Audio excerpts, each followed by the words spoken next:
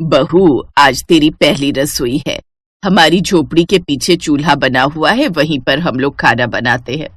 सासू माँ, हम लोग भी मिट्टी के चूल्हे पर ही खाना बनाते थे। बताइए क्या बनाना है खाने में। बहू, ऐसा कर, सबके लिए 4-4 रोटी बना ले, मैं तब तक प्याज काट लेती हूँ। तभी वहां पर पायल की ननद मोहिनी आ गई। माँ, आज भाभी पहली बार हमारे घर आई हैं, हम उन्हें प्याज रोटी खिलाएंगे। अब क्या कर सकते हैं बेटा। मोहन घर के बाहर से उनकी ये सब बातें सुन रहा था। उसकी आंखों से आंसू छलक रहे थे। खैर, पायल ने सबके लिए रोटियां बना दी और सभी लोग बैठकर खाना खाने लगे। सभी लोग खाना पीना खाकर सो गए। अगली सुबह मोहन जल्दी उठ गया। उसने अपना बोरा उठाया और बाहर कबाड़ बिनने निकल गया। आजकल लोगों ने कूड़ा कचड़ा तो सड़क पर फेंकना ही बंद कर दिया है। तभी मोहन को एक कूड़ादान दिखाई दिया। लगता है ऊपर वाले ने मेरी सुन ली। सारा कबाड़ मुझे उस डस्टबिन के अंदर मिल जाएगा, जिसमें खाने का ढेर सारा सामान पड़ा हुआ था। अरे वाह, इसमें तो ढेर सारे पराठे, मटर पनीर और चावल भी हैं। ये खाना भले ही जूठा हो, लेकिन खाने में तो सही ही है, अभी खराब भी नहीं हुआ है। मोहन ने सारा खाना बटोर कर अपने पास रख लिया और फिर से अपने काम पर लग गया। धीरे धीरे शाम होने लगी। शाम को पायल की ननद ने उससे कहा, भाभी, आज रविवार का दिन है और हमारे गांव में रविवार को बाजार लगती है, चले मैं आपको घुमा लाती हूँ। हाँ मोहिनी, मैं भी तुमसे यही कहने वाली थी। पायल और मोहिनी बाजार घूमने निकल गए। उनके पास पैसे तो थे नहीं कि वो शॉपिंग कर पाए। बाजार की रौनक देखकर ही वो अपना दिल बहला रही थी। तभी अचानक मोहिनी एक मोमोज के ठेले को बहुत ही ध्यान से देखने लगी। क्या हुआ मोहिनी, तुमको मोमोज खाना पसंद है क्या? भाभी, आज तक हमने कभी भी मोमोज नहीं खाए, बस देखकर ही मन बहला लेते हैं। चलो ठेले के पास चलते हैं, मोमोज की महक भी ले लेंगे।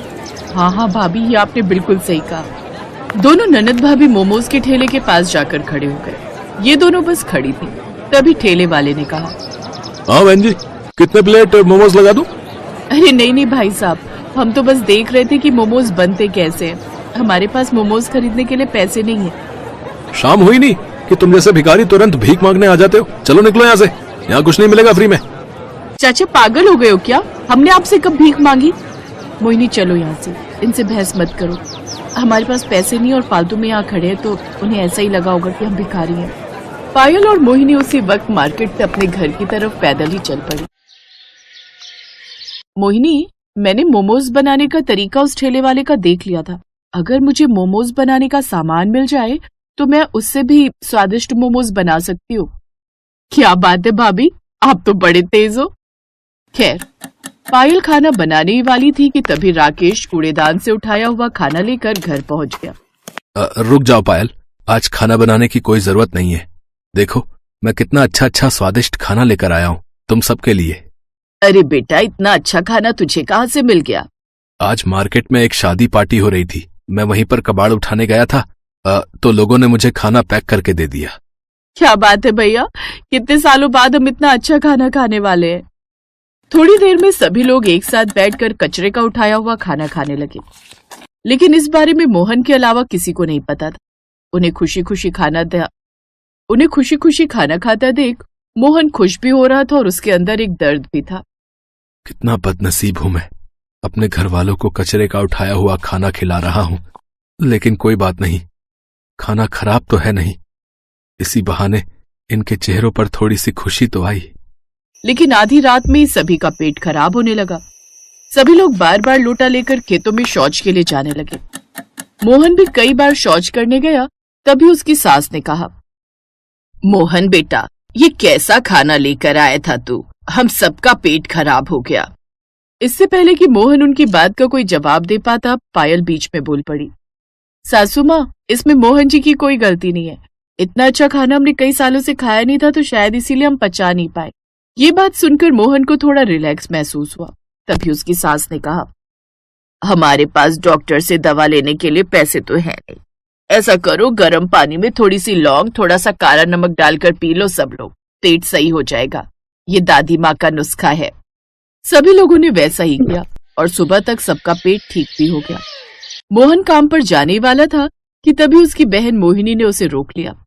भैया, हम सबको ना मोमोज खाने का बहुत मन कर रहा है। भाभी का भी बहुत मन है मोमोज खाने का। उन्हें मोमोज बनाना आता भी है। शाम को जब आप आना तो मोमोज बनाने का सामान लेते आना। बहन, मोमोज बनाने का सामान बहुत महंगा मिलता है।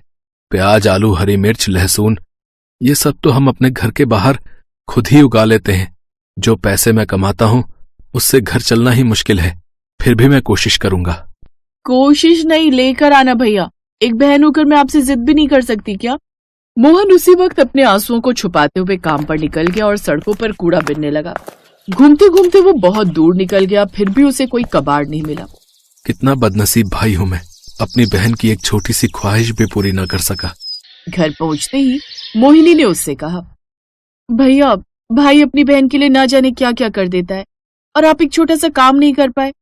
मोहन की पत्नी पायल थोड़ी समझदार थी। वो अपने पति के दर्द को थोड़ा थोड़ा महसूस भी कर सकती थी, इसलिए मोहन के बोलने से पहले ही उसने कहा, पायल, हर भाई चाहता है कि वो अपनी बहन की हर ख्वाहिश पूरी करे।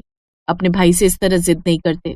लेकिन भाभी, मैं तो सिर्फ मोमोज खाना चाहती हूँ। कौन सा राजमहल मांग लिया मैंने? तुम मोमोज खाना चाहती हो ना? आज रात में तुम सबके लिए मोमोज ही बनाऊंगी। लेकिन बहू, हमारे पास तो मोमोज बनाने का सामान ही नहीं है। सासू माँ, हमारे पास आटा है, नमक है, तेल है, आग जलाने के लिए लकड़ियां है, खाना बनाने के लिए मिट्टी का चूल्हा भी है। हमने अपने घर के बाहर हरी मिर्च, आलू, प्याज, लहसुन ये सब उगाई रखा है। ये सब मिलाकर मैं इतने अच्छे मोमोज बनाऊंगी ना कि आप लोग उंगलियां चाटते रह जाएंगे। क्या बात है भाभी, मुझे आप पर पूरा भरोसा है कि आप सबसे अनोखे मोमोज जरूर बना लोगी। उसी वक्त मोहिनी और पायल घर के बाहर गई। सारी सब्जियां लेकर अपने रसोई घर में आ गई। मोहिनी, तुम जल्दी से आटा गूंथ लो, तब तक मैं मोमोज के लिए सब्जी तैयार करती हूँ। मोहिनी आटा गूंथने लगी और पायल सारी सब्जियां फ्राई करने के बाद उसकी महक बहुत अच्छी लगने लगी। भाभी, सब्जी की महक तो कमाल की आ रही है। तो इस तरह उन्होंने ढेर सारे फ्राइड मोमोज बना लिए जो सिर्फ आटा और घरेलू हरी सब्जियों से बने थे। भाभी, आपने तो चमत्कार कर दिया। मोहिनी और पायल ने मिलकर सभी के लिए मोमोज परोस दिए। उसकी सास और मोहन सब साथ बैठकर मोमोज खाने लगे। मोमोज आज मैंने अपनी जिंदगी में पहली बार खाया है, लेकिन फिर भी मैं शर्त लगाकर कह सकती हूँ कि इतना स्वादिष्ट मोमोज बड़े से बड़े होटल में भी नहीं मिलेगा। हाँ पायल, तुम दोनों ने तो कमाल कर दिया। अगर इसका स्वाद इतना ही अच्छा है तो क्यों ना हम घर के बाहर सब्जी वाले देसी मोमोज बेचे। अगले दिन से पायल और मोहिनी घर के अंदर देसी मोमोज बनाने लगी। लोगों को उन मोमोज का स्वाद सबसे अलग और स्वादिष्ट लगा। तो इस तरह अब मोहन ने कबाड़ बिनने का काम बंद कर दिया और सब खुशी खुशी रहने लगे।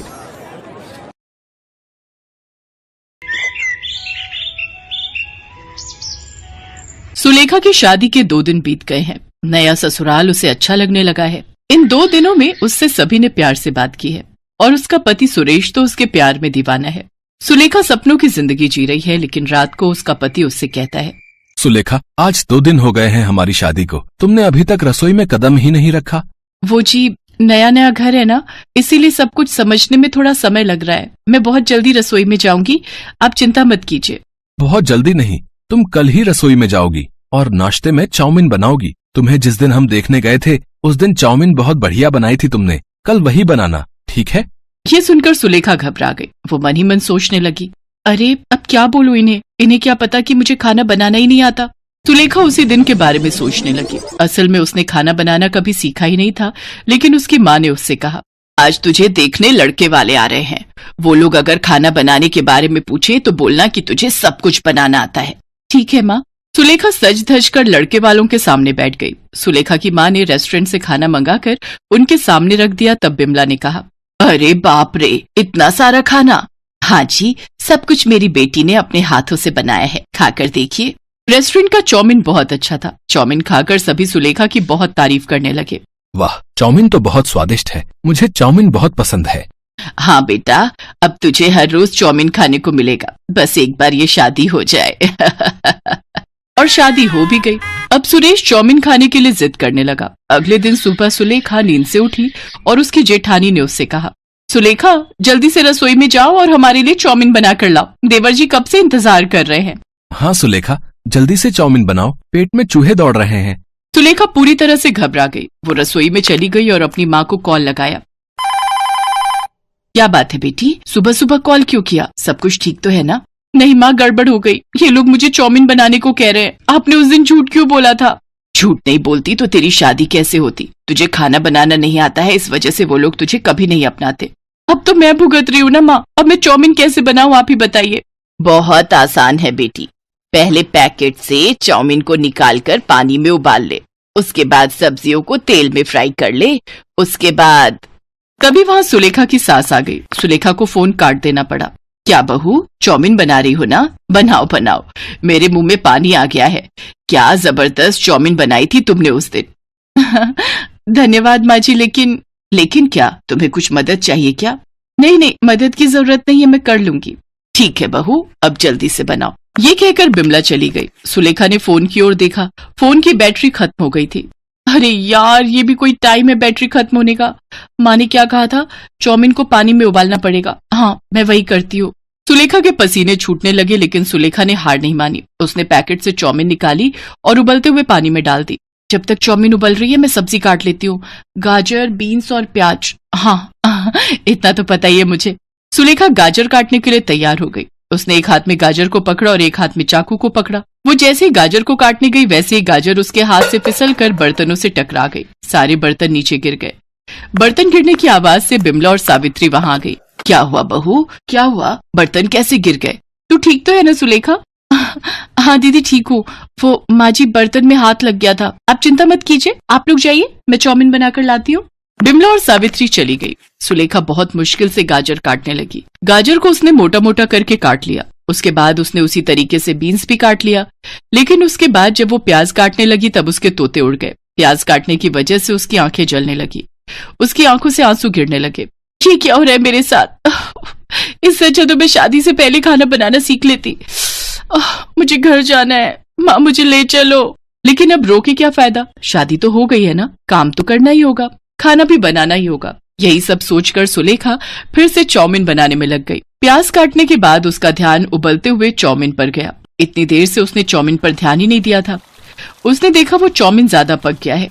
अरे ये क्या, ये चाउमीन तो चाउमीन जैसा रह ही नहीं, ये तो खीर जैसा लग रहा है। हे भगवान, मैं किसी काम की नहीं हूँ, मेरा क्या होगा? तभी बाहर से सुरेश चिल्लाया, सुलेखा, और कितनी देर लगेगी? मुझे काम पर भी जाना है। लाती हूँ, बस 5 मिनट दीजिए। सुलेखा ने जैसे तैसे उसी ज्यादा पके हुए चाउमीन में सब्जियों को मिला दिया और उन्हें बिना कोई तेल मसाले के तेल में तल दिया। उससे जो चीज बनी उसे देखकर सुलेखा को ही उल्टी आ गई। ये तो दिखने में बिल्कुल गोबर जैसा है। हे प्रभु, आज मुझे बचा लो। चाउमीन लेकर सुलेखा रसोई से बाहर आई और खाने की टेबल पर रख दी। उसके दिल की धड़कन बढ़ गई। अरे वाह, क्या चाउमीन बनाई है तुमने? हाँ बहू, दिखने में तो बहुत सुंदर है, पता नहीं खाने में कितनी स्वादिष्ट होगी। चलिए माँ जी, शुरू करते हैं। तीनों चाउमीन खाने लगे। सुलेखा के दिल की धड़कन तेज हो गई। कैसी बनी है चाउमीन? बहुत स्वादिष्ट, तुम भी खाओ। रुक जाओ, मैं तुम्हें अपने हाथों से खिला देता हूँ। सुरेश ने अपने हाथों से सुलेखा को चाउमीन खिला दी और वो चाउमीन मुंह में जाते ही सुलेखा को नानी याद आ गई। उसने अपने मुंह से चाउमीन को थूक दिया। थू थू थू थू, ये तो बकवास है। कैसे खा रहे हो आप लोग? मुझे माफ कर दीजिए, मुझे चाउमीन बनानी नहीं आती, मुझे कुछ भी बनाना नहीं आता। माँ ने उस दिन झूठ बोला था ताकि मेरी शादी हो जाए, मुझे माफ कर दीजिए। अब तीनों हंस पड़े। हमें पता है बहू कि तुम्हें खाना बनाना नहीं आता है। क्या पता है? लेकिन कैसे पता चला? उस दिन तुम्हारे मायके से लौटते वक्त हमने डिनर के लिए एक रेस्टोरेंट से चाउमीन ले ली थी। खाने के बाद हमें बिल्कुल वैसा ही टेस्ट आया। तब हमें पता चला कि तुम्हें खाना बनाना नहीं आता है। तो फिर आपने मुझसे शादी क्यों की? बहू, खाना बनाना जरूरी होता है, लेकिन उसे शादी से पहले ही सीखना पड़ेगा, ये किसने कहा? शादी के बाद भी सीखा जा सकता है। तुम हमें बहुत पसंद आई थी सुलेखा, इसलिए हमने शादी के लिए हाँ बोल दिया था। आप लोग कितने अच्छे हो, मैं आज से ही खाना बनाना सीखूंगी। चलो सुलेखा, मैं तुम्हें सिखाऊंगी। सावित्री सुलेखा को खाना बनाना सिखाने लगी। कुछ ही दिनों में सुलेखा खाना बनाने में माहिर हो गई। सभी उससे बहुत प्यार करने लगे। वो बहुत स्वादिष्ट चाउमीन बनाने लगी और खुशी खुशी सबके साथ रहने लगी। Best buddies. Hello friends, thanks for watching this video. अगर आपको ये वीडियो पसंद आया है तो प्लीज लाइक, सब्सक्राइब, कमेंट्स करें इस वीडियो पर और हाँ, शेयर करना भी ना भूलें।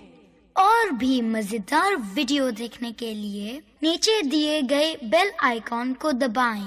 देखते रहिए बेस्ट बडीज। है।